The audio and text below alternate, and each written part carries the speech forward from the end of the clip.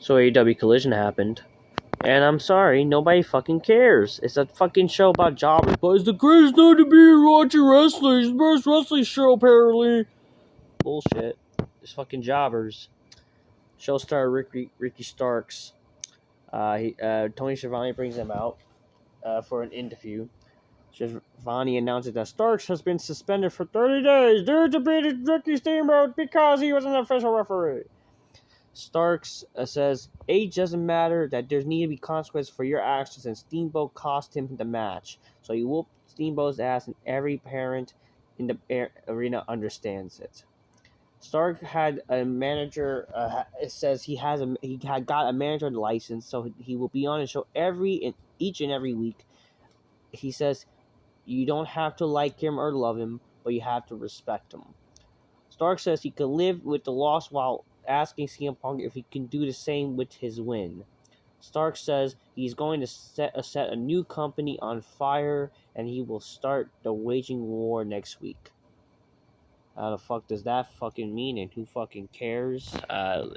Starting a new company, I don't know, who gives a fuck? So he's gonna have his own faction or whatever. It's gonna be I don't know. Yeah, I'm really intrigued of this, and this is such a great way to open a fucking show. Literally, they had this show that see him FTR versus the House of Black, and there's no story for that match, so why should we care? He claimed defeat Iron Savages, and this match took like 8 minutes, and they basically defeated jobbers that no one fucking knows. Then Anthony Bowen says, wow, he and Caster got to say goodbye to Daddy Ass. The fans did not. So they asked to make some noise for the legend that is Billy Gunn, and tells Billy that the world loves him. So apparently, Billy Gunn is legit retired, or they're, I don't know. I thought when I originally saw it, is are they going to probably do something where they bring back Billy Gunn to say his good? I don't fucking know. Yeah. Askcaster did say Daddy Ass is not with them, but his spirit will still live as soon as they get top of the tag division or whatever. You got these jobbers, the Bullet Club Gold, whatever. They challenged the Young Bucks for a match at Dynamite for some fucking reason. And Jay White says, the Bullet Club Gold is the most elite version of the Bullet Club that has ever been seen. Yeah, very fucking, yeah. This is what I thought, you hear fucking Smarks, they talk about the Bullet Club of the Young Bucks and Kenny, and even Cody at times. Who the fuck ever talk about Jay White and Juice Robinson? Come on here. And the Gun Club, what the fuck? And these are ugly bitches, aren't they? This bitch has a big chin and she looks like a man. Mercedes Martinez at Demonte defeats the Fat Whale and Chris Statlander. Chris Statlander is literally the only chick that looked fucking she looks like a woman. This entire match was fucking garbage, and who fucking cares? I think I came home during this and was who cares? So fuck this. Samoa Joe then defeats a jobber named Andrew Everett. Oh, yeah, I know who Andrew. Oh, isn't that Andrew Everett, the guy from TNA or something? Well, I don't fucking know. He looked kind of fat though. Holy shit. Joe says he is now forever king of television and still the king of television. And he has a stupid fucking RH title. Who gives a fuck?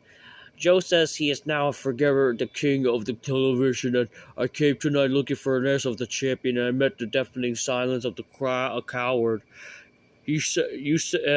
Punk says you're a real world champion, but acting like a real bitch right now. CM Punk doesn't talk. It seems not talkative tonight. I'll start by asking Punk for a match with Allin. Now I'll have to convince him. Whoop-de-fucking-do. So Christian Cage and Luchasaurus are in the ring. Christian says he's the biggest. This is the biggest family reunion he has been part of because North Carolina are related. Holy shit! Christian says he's the second best at everything, and LeBron James is better than Michael Jordan. As far as pro wrestling, he is superior to Ric Flair because they're in Carolina.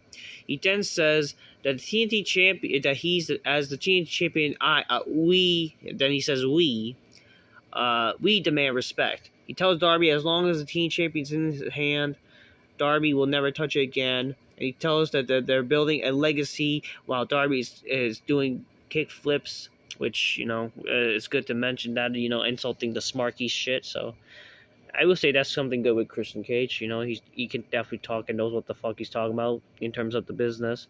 Christian brings up how Darby paints half his face because he is half dead inside. Christian threatens to make Darby fully dead if he goes after him. Then Art Anderson, with his fucking son, his jobber's fucking son. Like, really, this jobber of a son. Come on.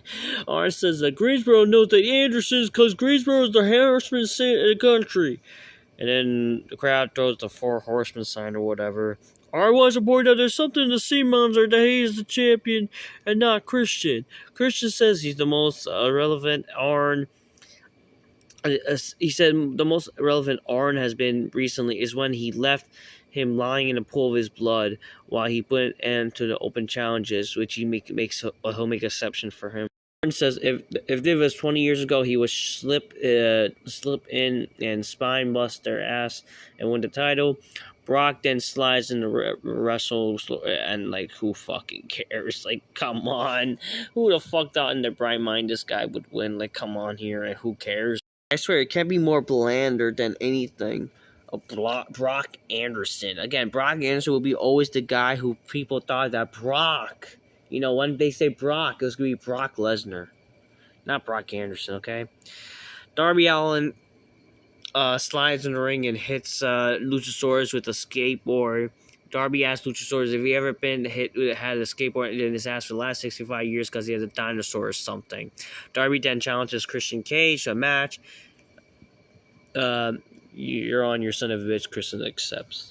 Giovanni then interviews Powerhouse Hobbs, and Hobbs is holding the Book of Hobbs. The last couple of months, Hobbs has not found any peace, and there's always something distracting him. So he went back, got to the darkness, to violence, the Book of Hobbs. Hobbs doesn't want or need anyone's help, and a new chapter in called named Redemption. He asks, how is he supposed to redeem himself after losing TNT out in the Battle Royal, and says he can do that by calling out the Redeemer, Miro. Again, like, I don't know what the hell is this supposed to mean, like, in terms of Redeemer or whatever. Again, what's the story? Like, there's no real story with this, or, like, why do they hate each other? Like, I don't fucking know.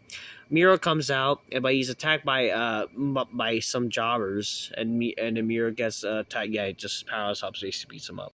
This is what announced for AEW. So AEW is doing Fight for the Fallen. And by the way, this is the most stupidest fucking thing. I should do a video about this. Jeff Hardy and Jeff Jarrett are doing a Texas Chainsaw Massacre match. Like, what the fuck? Like, what is wrong with AEW? Why are they doing this? It's like they want. No wonder Jeff Hardy's the mess he is. It's like, you are killing the guy. What are you doing? Why are you making a stupid match for no reason? Why is this match happening and there's no story? God forbid a match. They're doing basically the same shit they did last week with this shit. Can you make a movie talking about who you got face? I kind of remember, even though you have done that before. I don't fucking know. Fucking All In, whatever. Orange Cassidy versus Wheeler Yuta. Who gives a shit? The Young Bucks versus the Guns. Nick Allin, whatever. Nick White, Nick Wayne, and Darby Allin versus some RH jobber group. Britt Baker versus the Bunny, like, yeah, who doesn't know who's gonna fucking win that shit? And Jericho will discuss his plan for Don Callis about joining family or not. Set for next week, Christian versus Darby Allin, and Willow Nightingale versus Diamante, who, well, God, this is not pretty. Jim Ross will be the special guest commentator for the main event. Moment, no, it's not a moment, it's fucking gay! In the main event, the House of Black defeat CM FTR to retain the Trios Championships. Samoa Joe chokes out Punk at ringside, and the referee doesn't notice that. Julia Hart then distracts one of the FTR guys. Then Brody King does some lariat shit, whatever, and that's how they win. This match was really long. I saw Smarks were praising this, and I just think, like, why you got, like, just because it's long doesn't mean it was a good match, people. To me, I don't care about this match because there's no story. Why should I care about this match when there's no story? And plus, I wasn't really entertained by this match. I thought it was kind of boring. Alright? So, that was AEW for you. That was just a waste of time. And yeah, that's what I'm going to say. Till next time, peace. Yeah, bye. Boring fucking show where it's a bunch of jobber shit.